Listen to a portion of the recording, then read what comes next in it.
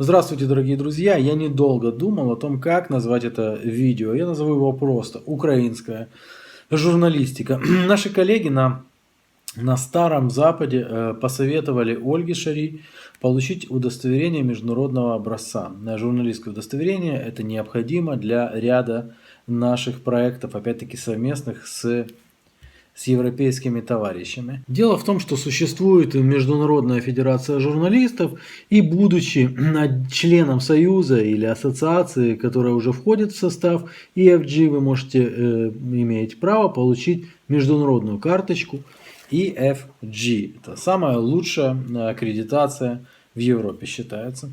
Есть два союза журналистов, которые входят в эту ассоциацию в Украине. И вот один из них, и Ольга, обратилась в этот союз журналистов. Что она предоставила? Она предоставила примеры своих работ, а также сайт Шарий.нет, главным редактором которого она является. Сайт Шарий.нет. И в нем все хорошо, все отлично, кроме фамилии Шарий. Но нет, не может же такого быть, чтобы организация, которая входит в состав EFG, такая серьезная организация, у которых на сайте там пишут там крымские там притеснения, свободу Сущенко и все такое, они ратуют за свободу постоянно.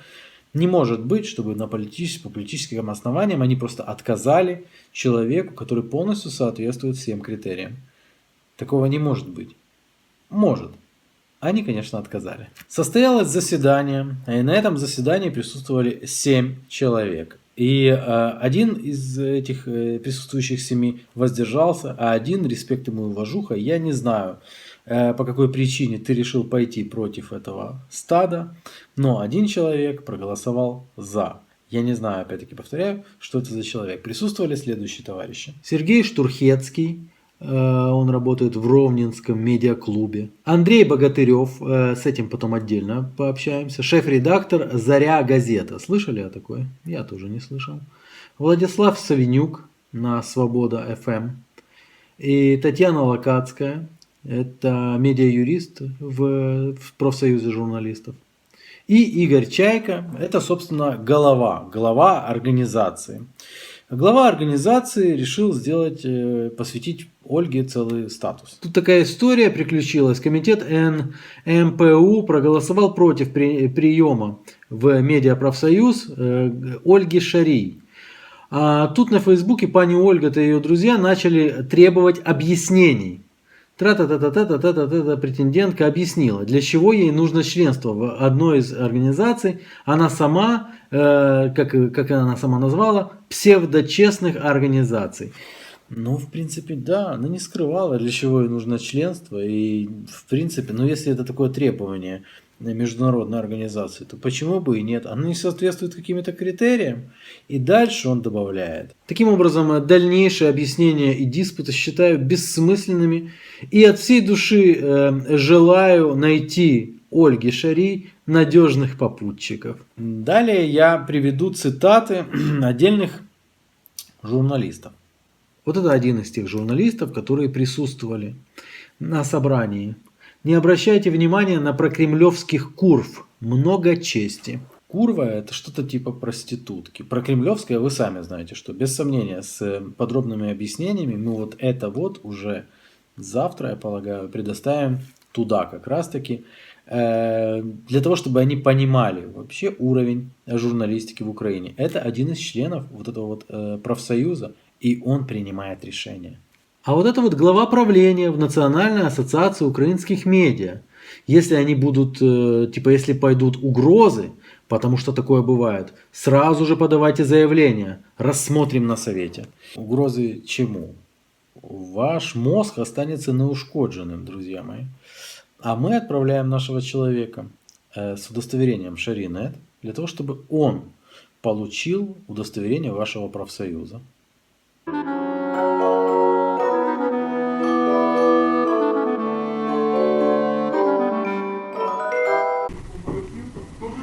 Добрый день, здравствуйте. А я бы хотела вступить в профспилку к вам. Что нужно делать? А вы журналист, подскажите, пожалуйста? Да. Да? Смотрите, я вам расскажу процедуру. У нас все делается через сайт, то есть не обязательно к нам приходить.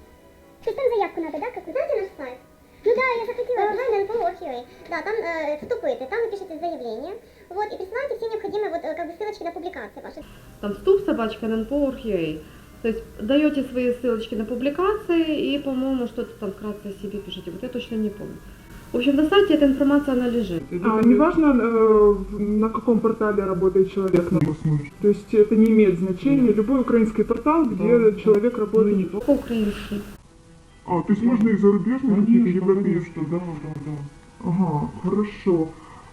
Так, смотрите, ну я просто, почему я спрашиваю, потому что я работаю на интернет-портале Шаринет, вот, и мои главному редактору отказали в том, что вступить в эту ссылку. БББ на букву В фамилия? Да, Бондаренко. Бондаренко вчера отказали. Да, а почему? Вот я не могу понять, просто, ну, вы хотели вступить в профспилку, вот, то есть можем предоставить свои работы, у нас абсолютно все нормально работает. Вот там... Именно по ней были именно по этому человеку были замечания. Если вы хотите, вы можете, она может официально дать к нам запрос, на каком основании ей отказали. Но в принципе ей должны были написать, на каком основании ей отказали. Ну, ей сказали, что она не там работает, что ей нужно уходить из этого новостного портала. Ну, как-то странно. Я поняла. А вы только там работаете? Да. Может, там были именно вопросы к этому новостному порталу? Может, то есть, если у нас новостной портал занимается именно пропагандой какой-то именно одной, как бы, идеи, да, там, или какой-то политической партии, я просто не в курсе, я не вникала туда, я немножко другим занимаюсь, да.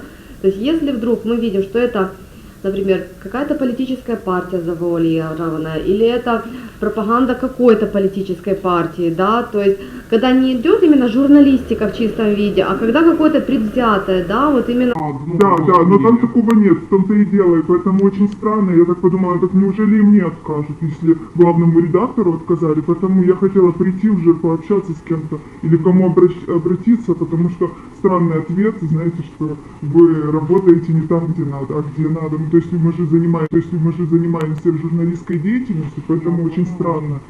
Поэтому вот кому корректный ответ. Ну да. Ну, можно, конечно, напрямую обратиться к голове, потому что только он может комментировать, ну, как бы, решение комитета. Мне просто это некорректно делать, правильно? Я офис-менеджер, я занимаюсь организационной работой. Не, ну подавать-то все могут подавать, просто вы на каком основании, почему отказали, потому что, допустим, мой главный редактор, Оля, она очень много трудится, очень много занимается журналистской деятельностью каждый день и большими объемами, ну, конечно, она проверяет статьи, проверяет, чтобы не было ложной информации, то есть это огромнейшая работа, и тут, ну, как бы такой странный ответ, поэтому... Я поняла. Ой, сейчас, секундочку. Это как раз руководитель, я могу договориться, если вам интересна личность. Да, скажите, что вот... Да. Да, подожди секундочку, можно одну минутку твоего времени? Ко мне просто пришла девушка, она журналист и работает на том же издании, да, вот вчера была отмена комитетом, отмена принятия... Шеремет. Да, Шаринет. Правильно, Шаринет. Она бы хотела, она журналистка, она бы хотела вступить в наш профсоюз, но она боится, что если их главного редактора, ну, как бы сказали, что что-то не так, то она говорит, а может быть и у нее будут проблемы, то есть если она там работает, может... Но, в принципе, она же может подаваться к нам, ну, в профсоюз. Хорошо. Имеет ли смысл личная встреча? Получается, что не имеет. Я поняла. Я лично не понимаю, почему ваш руководитель, редактор, получил отказ, да? Я видела голосование и видела, что были люди за, были люди, которые утримались, были люди, которые против. И людей, которые против, было больше. Вот. И там высказывали, конечно, такие мнения, что у вас какая-то именно позиция, то есть вы кого-то пропагандируете или что вы делаете, я вот до конца не поняла. То есть я так посмотрела, там решение приняли, то есть это не мое, я туда не лезу, да? Да просто вы показали бы, где пропаганда, ну чтобы как-то не было это Давайте все так, чтобы это не голословно. было. Я не занимаюсь этим вопросом. Ну там офис-менеджер, меняйте место работы. Ну как это так? Я не могу это даже прокомментировать, понимаете? Я не понимаю, о чем речь. Может, вы работаете не в каком-то журнале, не в каком-то интернет-издании? Нет, Может, есть вы... это все просто есть сайт, можно на него зайти, можно посмотреть эти статьи. Люди заходили, смотрели. Вопрос не ко мне. Я просто не знаю, в чем проблема именно в этом издании. Поэтому если вы там понимаете, что что-то не так с этим изданием, может быть, вы пишете еще для других изданий. Нет, никакой пропаганды нет. Никакой пропаганды нет, никаких политсил нет. Новости без нашего мнения. Шаринет пишется очень просто. Шаринет. Перейдите и поищите. И я убежден, что на любом из средств массовой информации, вот где работают эти граждане, мы найдем оценочные суждения, мы найдем много чего, не соответствующего канонам журналистики. Может быть, надо, чтобы соответствовать вот этому профсоюзу, надо просто оценочное суждение. Да? Но если там для них кремлевский Карли, то для нас просто Владимир Путин. Ну, к примеру, да. Если для них выродок, который там что-то сделал, для нас гражданин Иванов. И все. Это журналистика. Теперь самое интересное. Ольге Шарий не предоставили право быть в этом прекрасном медиапрофсоюзе на основании его устава. Отказать в приеме в НМПУ. Причина. Публичные заявления Ольги Бондаренко не отвечают пункту 4.3 Устава профсоюза и противоречат целям деятельности и задачам профсоюза. Господа, ваш устав находится у вас же на сайте. Вот он, устав. Находим пункт 4.3. Это несложно. 4.3.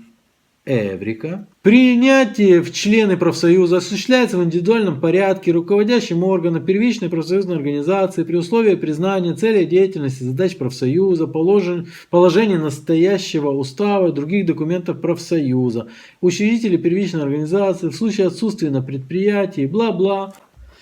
Это абсолютно ни о чем. Этот пункт ничего вообще не значит. Они прикрылись этим пунктом, хотя он не имеет никакого отношения к тому, что происходит. И никаких публичных призывов, никакой пропаганды, ничего антиукраинского, естественно, на сайте Шаринет они найти не могут. Но они не могут написать «отказано» по политическим основаниям. Отказано, потому что Анатолий Шарий слишком часто разоблачал нашу ложь и фейки. Отказано, потому что мы его терпеть не можем. Отказано, потому что мы таким образом пытаемся ему отомстить. Вы не отомстили мне, и я не собираюсь вам ничего доказывать.